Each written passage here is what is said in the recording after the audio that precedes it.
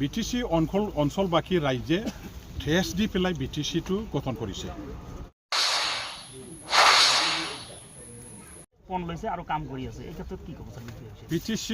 বিটিসিৰ শাসন কাৰ হাতত যাব, কাৰ হাতত থাকিব নাথাকিব, ইয়াৰ নিৰ্ণয়টো কৰিব বিটিসি অঞ্চলবাসী ৰাইজেহে।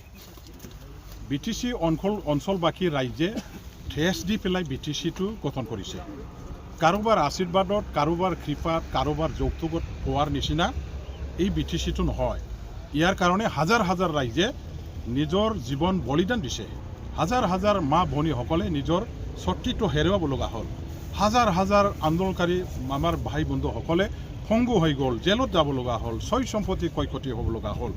গতিকে চৰম পৰ্যায়ৰ ত্যাগৰ বিনিময়তহে আমি বিটিসিখন পাইছোঁ। গতিকে বিটিসি অঞ্চলৰ ৰাইজে নিৰ্ণয় কৰিব কাৰ হাতত বিটিসিৰ ক্ষমতাটো প্ৰদান কৰাটো ভাল।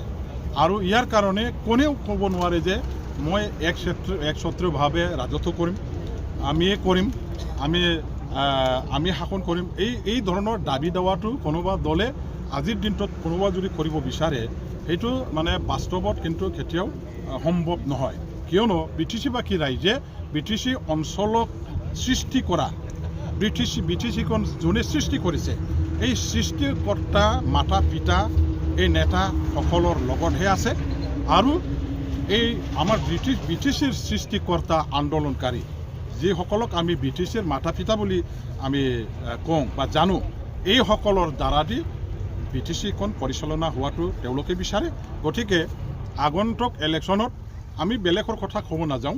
2025 যিটো বিটিসি ইলেকশ্যন হ'ব, সেই বিটিসি ইলেকশ্যনত আমাৰ বিটিসিবাসী ৰাইজে বিপিএফ দলটোকেহে ভোট দি পেলাই ক্ষমতাত আনিবৰ কাৰণে ইতিমধ্যে মানে একেবাৰে ঠঙালি বান্ধি ওলাইছে, পূৰা সাজু হৈছে আৰু যুদ্ধ ক্ষেত্ৰখনত এতিয়া লউটি পৰি লাগি মেলি কাম কৰি আছে। গতিকে ইয়াত এইবিলাক মানে কোনে কি ভাবিছে নাভাবিছে তেওঁলোকৰ ভাবাটোতো মই বাধা দিব নোৱাৰোঁ, সেইটোতো আপত্তিও কৰিব নোৱাৰোঁ।